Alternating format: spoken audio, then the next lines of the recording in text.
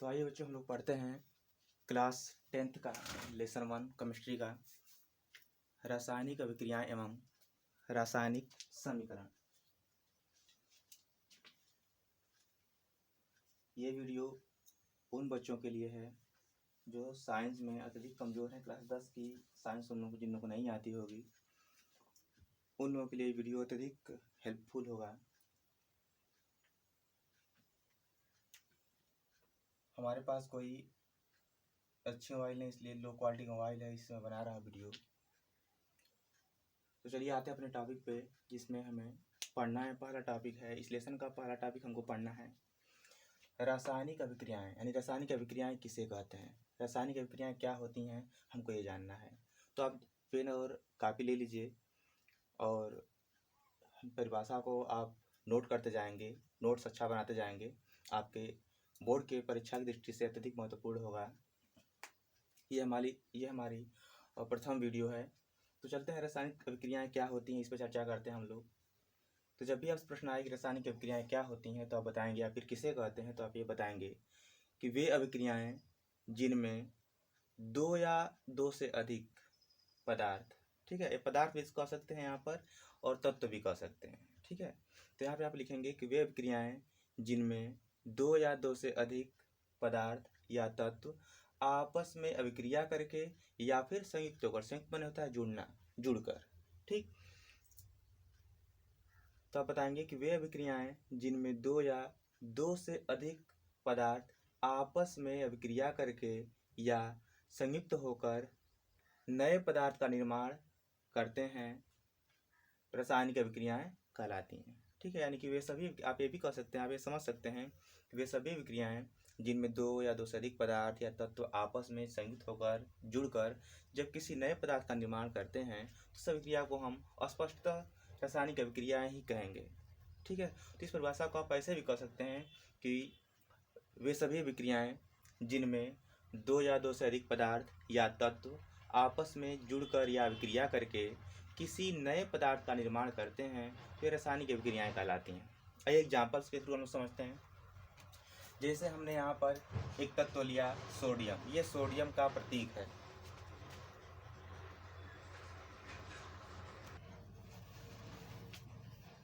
ठीक है। तो यहाँ पर हम देखिए एक तत्व लिया है सोडियम और दूसरा तत्व लिया है क्लोरीन।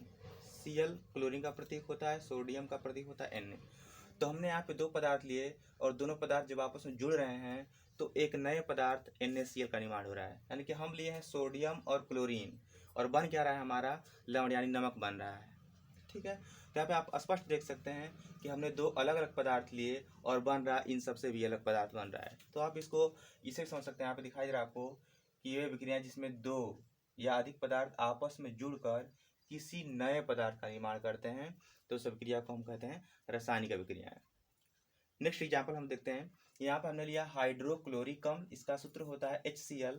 दूसरा हमने लिया कास्टिक सोडा, इसका सूत्र होता है NaOH। कास्टिक सोडा को हम लोग सोडियम हाइड्रोक्साइड भी कहते हैं, ठीक है। तो यहाँ पर देख रहे हैं आपको कि HCl यानी कि हाइड्रोक्लोरिक अम्ल और NaOH यानी कि कास्टिक सोडा, जब दोनों आपस में क्रिया कर रहे हैं तो दो अन्य पदार्थों का, दो नए नए पदार्थों का भी निर्माण हो रहा है। हमने यहाँ पे लिया हाइड्रोक्लोरिक अम्ल और यहाँ पे लिया कास्टिक सोडा, देखिए बन क्या रहा है, नमक और जल बन रहा है, ठीक है। यहाँ पर NaCl से जुड़ जाएगा NaCl से और बचेगा H2, तो H हमने 2 लिखा और यहाँ पे एक O है तो यहाँ पे हमने O लिखा, ठीक है। Na यहाँ पर ये Na और Cl आपस में जुड़ जाए तो बनेगा NaCl, तो हमने यहाँ पे NaCl लिखा और यहाँ से H बाहर, ये H एक और यहाँ पे एक H और एक O, तो यहाँ पे H कितना बच रहा है, टोटल 2 H और एक O, तो यहाँ पे H2 हो गया और एक O हो गया, जल बन गया, ठीक है। तो इस प्रकार से हम समझे आप लोग कि रासायनिक अभिक्रियाएं क्या होती हैं। अब आज चलिए आगे चलते हैं हम लोग अगले टॉपिक पे, जिसका नाम है रासायनिक समीकरण क्या होता है। रासायनिक समीकरण किसे कहते हैं, हम ये पढ़ेंगे। तो रासायनिक समीकरण की परिभाषा पूछे आपसे तो आप बताएंगे कि रासायनिक अभिक्रिया में भाग लेने वाले पदार्थों को उनके प्रतीकों एवं सूत्रों द्वारा समीकरण में प्रदर्शित करना। यानी कोई भी हम रासायनिक समीकरण को, अगर हम कोई भी समीकरण हो, कोई भी रासायनिक अभिक्रिया हो, उसमें जो जो तत्व भाग ले रहे हैं उन तत्वों को अगर हम उन तत्वों को हम उनके प्रतीक के द्वारा एक समीकरण बनाएं, तो समीकरण हमारा कहलाएगा रासायनिक समीकरण। तो आप इसमें भी कह सकते हैं कि रासायनिक अभिक्रियाओं में भाग लेने वाले पदार्थों को प्रतीकों और सूत्रों के रूप में प्रदर्शित करना रासायनिक समीकरण कहलाता है। अगर छोटी परिभाषा आप जानना चाहेंगे तो आप ये बता सकते हैं यहाँ पर कि किसी भी रासायनिक अभिक्रिया में भाग लेने वाले पदार्थों को उनके प्रतीकों एवं सूत्रों के रूप में प्रदर्शित करना रासायनिक समीकरण कहलाता है। ठीक है, जैसे एग्जाम्पल लें, जैसे मान लीजिए कोई अभिक्रिया आपको दे दे कि अमोनिया हाइड्रोक्लोरिक अम्ल से क्रिया कर रहा है तो नौसादर बना रहा है। ये हमारा आपको अभिक्रिया दे दिया है, समीकरण नहीं दिया। हमको समीकरण कैसे समझना है, तो अब अभिक्रिया को क्या कर रहा है, अभिक्रिया ये कह रहा है कि अमोनिया जब क्रिया करती है हाइड्रोक्लोरिक अम्ल से तो नवसादर का निर्माण होता है। अब हम क्या करें, अमोनिया का हम सूत्र लिखे NH3। तो अमोनिया को हम यहाँ पर देखिए, अब ये पूरा अभिक्रिया है, इस रासायनिक अभिक्रिया दिया गया है, इस रासायनिक अभिक्रिया को हम क्या करेंगे, सूत्र के रूप में प्रदर्शित करेंगे, तो हमारा बनेगा रासायनिक समीकरण। तो यहाँ पर देखिए अमोनिया है, अमोनिया का सूत्र होता है NH3। यहाँ पर हाइड्रोक्लोरिक अम्ल है, इसका सूत्र होता है HCl, यानी कि अमोनिया का सूत्र होता है NH3, ये सूत्र है, प्रतीक नहीं है। ठीक है, तो अमोनिया का सूत्र होता है NH3 और हाइड्रोक्लोरिक अम्ल का सूत्र होता है HCl, और यहाँ पे नवसादर का सूत्र होता है NH4Cl। तो आप यहाँ पर देख रहे हैं कि जो अभिक्रिया ऊपर दी गई है, हिंदी में लिखा हुआ है, जो अभिक्रिया दी गई है, इस अभिक्रिया में जो भी पदार्थ भाग ले रहे हैं उनको हम दिखा रहे हैं उनके सूत्रों के रूप में। जैसे अमोनिया का सूत्र हम यहाँ पर लिख रहे हैं और यहाँ पर हाइड्रोक्लोरिक अम्ल को उसके सूत्र के रूप में दिखा रहे हैं, नवसादर को उसके सूत्र के रूप में दिखा रहे हैं। तो आप ये कह सकते हैं किसी भी रासायनिक अभिक्रिया को, चाहे किसी भी रासायनिक अभिक्रिया में भाग लेने वाले पदार्थों को सूत्रों के रूप में या प्रतीक के रूप में प्रदर्शित करना रासायनिक समीकरण कहलाता है। जैसे यहाँ पर ये भी आपसे कह दे कि सोडियम जब क्लोरीन से क्रिया करता है तो नमक का निर्माण होता है। ठीक है, तो देखिए सोडियम का हम ले लिए सूत्र, प्रतीक ले लिए, यहाँ पे देखिए प्रतीक है, संकेत है ये। ठीक, तो सोडियम का प्रतीक Na, क्लोरीन का प्रतीक Cl, और यहाँ पे नमक का सूत्र NaCl। तो हमने यहाँ पे क्या किया कि इस अभिक्रिया में जो भी पदार्थ है, इस अभिक्रिया में कौन कौन पदार्थ हैं, सोडियम है, क्लोरीन है और नमक है, ये तीनों तत्व भाग ले रहे हैं, ये तीनों पदार्थ भाग ले रहे हैं, तो इनको हम दिखाएंगे सूत्रों के रूप में। तो सोडियम का सूत्र Na और यहाँ पे प्लस, क्लोरीन का सूत्र हो गया, प्रतीक हो गया Cl। सोडियम का प्रतीक Na और क्लोरीन का प्रतीक Cl, और यहाँ पे Na का सूत्र हो गया NaCl। ठीक है, तो किसी भी रासायनिक अभिक्रिया में भाग लेने वाले पदार्थों को उनके प्रतीकों या सूत्रों के रूप में प्रदर्शित करना रासायनिक समीकरण कहलाता है। तो ये जो हमारा रासायनिक समीकरण है, ये रासायनिक समीकरण है। ठीक है, जो हमने यहाँ पे लिखा है ये सब, ये दोनों रासायनिक समीकरण है, क्योंकि हमने अभिक्रिया को क्या किया, अभिक्रिया में जो भी पदार्थ भाग लिए हैं उनको हम उनके सूत्र के रूप में दिखा रहे हैं। अब एक बात आपको और जानना है कि अभिकारक क्या होता है, ठीक है, और उत्पाद क्या होता है। ठीक, तो अभिक्रिया में जो पदार्थ भाग लेते हैं उनको तो आप जान गए। अब यहाँ हम चलते हैं अभिकारक किसे कहते हैं। तो आप ये कह सकते हैं कि जिन पदार्थों को लेकर हम अभिक्रिया करते हैं उन्हें अभिकारक कहते हैं, तथा अभिक्रिया पूर्ण होने के बाद जिस पदार्थ का निर्माण होता है उसे हम उत्पाद कहते हैं। तो इस साइड जो बना है वो उत्पाद होता है, हमेशा दाएं तरफ लिखते हैं उत्पाद को, और इस साइड जो पदार्थ है हम लिए हैं वो अभिकारक है, बाएं तरफ लिखते हैं। ठीक है, तो अभिकारक है बाएं तरफ, उत्पाद है दाहिने तरफ। ठीक है, जैसे यहाँ पर हम अभिक्रिया कर रहे हैं तो इसमें हम दो पदार्थ ले रहे हैं, दो पदार्थ लेकर जब अभिक्रिया करा रहे हैं तो नया पदार्थ ये बन रहा है। तो जिन पदार्थों को लेकर हम अभिक्रिया करते हैं, चाहे जिन पदार्थों को लेकर अभिक्रिया कराते हैं, उन पदार्थों को अभिकारक कहते हैं, और अभिक्रिया पूर्ण होने के बाद जिस पदार्थ का निर्माण होता है उसे हम उत्पाद कहते हैं। तो यहाँ पर सोडियम और क्लोरीन अभिकारक हैं और NaCl जो है वो उत्पाद है। ठीक है, तो अगर पूछे अभिकारक क्या होता है तो बताएंगे कि जिन पदार्थों को लेकर अभिक्रिया कराते हैं उन पदार्थों को हम अभिकारक कहते हैं, और अभिक्रिया पूर्ण होने के बाद जिस पदार्थ का निर्माण होता है उसे हम उत्पाद कहते हैं। ठीक है,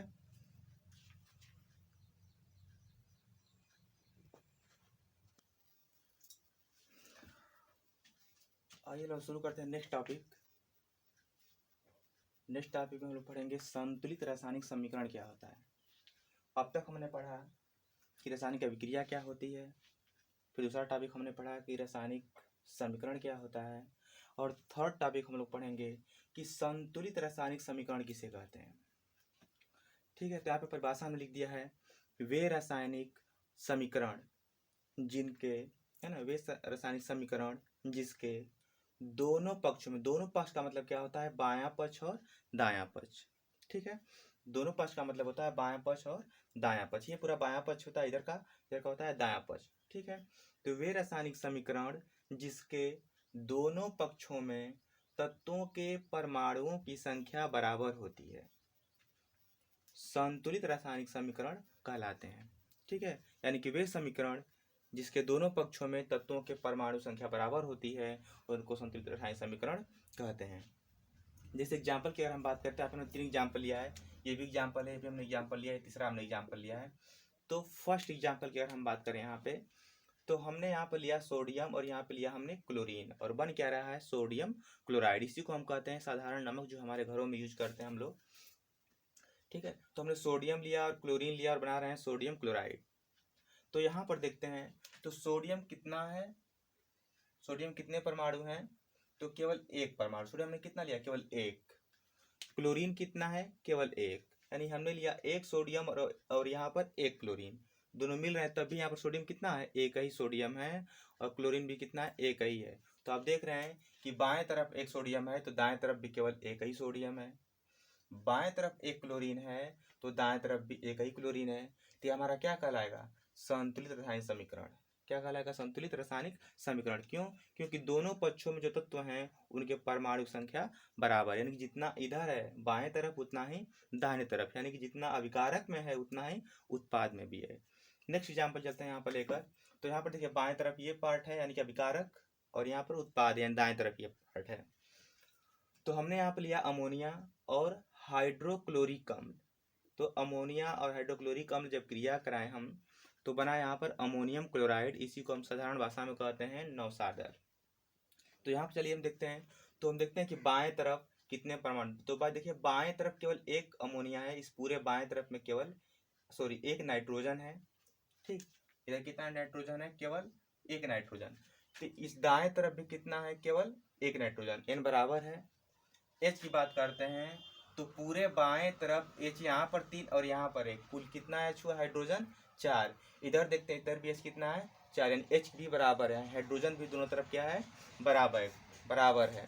क्लोरीन की बात करें तो क्लोरीन यहाँ पर 1 है, इधर भी क्लोरीन केवल 1 है। तो आप देख रहे हैं यहाँ पर कि हम जितना पदार्थ लेकर अभिक्रिया करा रहे हैं उतना ही बन भी रहा है, अर्थात बाएं तरफ जितने तत्वों के परमाणु हैं उतना ही दाहिने तरफ भी हैं। तो ये भी समीकरण कैसा कहलाएगा, संतुलित रासायनिक समीकरण। नेक्स्ट है यहाँ पर देखिए, तो यहाँ पर अगर हम गिने बाएं तरफ कुल कितने हैं, तो बाएं तरफ H की बात करें अगर हम, तो हाइड्रोजन 1 है यहाँ पर और 1 यहाँ पर, कितने हो गए हाइड्रोजन, 2। तो यहाँ पर देखिए हाइड्रोजन कितने हो गए, 2। ठीक, तो यहाँ पर हाइड्रोजन कितना होगा, बराबर हो गया दोनों पक्षों में। क्लोरीन की बात करें तो क्लोरीन यहाँ पर कितना है, पूरे बाएं तरफ में केवल एक क्लोरीन है। तो यहाँ पर देखें हम लोग केवल एक क्लोरीन है, केवल एक क्लोरीन है। ठीक है, सोडियम की बात करते हैं, इधर पूरे बाएं तरफ केवल एक सोडियम है, इधर भी देखिए केवल एक सोडियम है, यहाँ पर देखिए केवल एक सोडियम बाएं तरफ है, तो दाएं तरफ भी क्या है, केवल एक सोडियम। O की बात करें तो यहाँ पर केवल एक ऑक्सीजन है, तो यहाँ पर भी कितना है, केवल एक ऑक्सीजन है। तो आप देख रहे हैं कि दोनों पक्षों में तत्वों के परमाणु संख्या बराबर है, अर्थात ये भी क्या कहलाएगा, हमारा संतुलित रासायनिक समीकरण। ठीक है, ये हमारा होगा संतुलित रासायनिक समीकरण किसे कहते हैं, तो बताएंगे परिभाषा, और एग्जाम्पल कोई एक देना है परीक्षा में, न कि सभी। ठीक है, और इसके विपरीत आता है कि असंतुलित रासायनिक समीकरण क्या होता है। तो असंतुलित जुड़ गया, इसका मतलब इसका उल्टा। तो इसमें बता देंगे आप लोग, जब पूछेगा असंतुलित तो बस कुछ नहीं, बस यहाँ पे बराबर है उसके बीच में बस नहीं लगा देंगे तो उत्तर इसका। जैसे यहाँ पे कह देंगे कि वे रासायनिक समीकरण जिसके दोनों पक्षों में तत्वों की परमाणु संख्या बराबर नहीं होती है उनको हम बोलते हैं असंतुलित रासायनिक समीकरण। ठीक है, उनको हम बोलेंगे असंतुलित रासायनिक समीकरण। जैसे एग्जाम्पल को लेकर समझा दे रहे हैं आप लोगों को, एग्जाम्पल्स के थ्रू हम समझा दे रहे हैं कि असंतुलित किसे कहेंगे, है ना। तो ये सभी क्या है, ये तीनों संतुलित हैं क्योंकि दोनों पक्ष में तत्वों के परमाणु बराबर हैं। अब एक एग्जाम्पल आपको दिखा दे रहे हैं, हम असंतुलित का एग्जाम्पल बता दे रहे हैं आप लोगों को कि कि कैसे पहचानेंगे।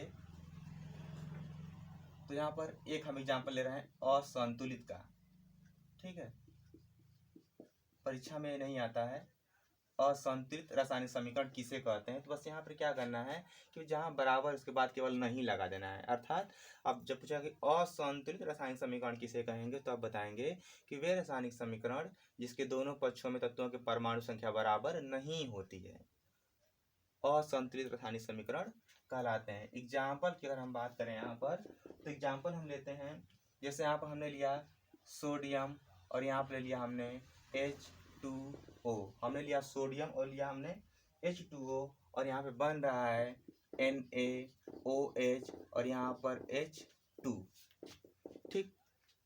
तो हम कैसे जांच करें कि संतुलित है कि असंतुलित है, ठीक है। तो यहाँ पर देखिए सोडियम इधर कितना है, बाएं तरफ केवल एक है, इधर सोडियम कितना है, बाएं तरफ एक है, तो यहाँ पर तो बराबर हुआ।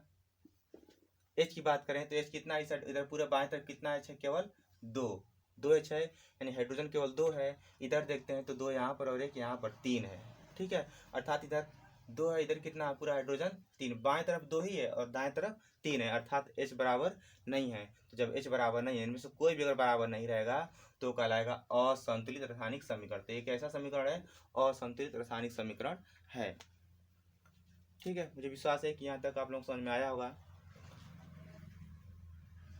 और चैनल को सब्सक्राइब कर देंगे ताकि जो भी अन्य वीडियो हम अपलोड करें तो आप लोगों को तुरंत उसका नोटिफिकेशन मिल जाए। और लाइक ज़रूर करिएगा अगर वीडियो समझ में आए तो, और कोई दिक्कत हो अगर वीडियो समझ में आए, चाहे कोई पॉइंट समझ में आए तो उसको कमेंट बॉक्स में आप टाइप कर सकते हैं, क्या चीज़ आपको समझ में नहीं आ रहा है। जो चीज़ समझ में नहीं आएंगी उसको आप टाइप कर सकते हैं। धन्यवाद।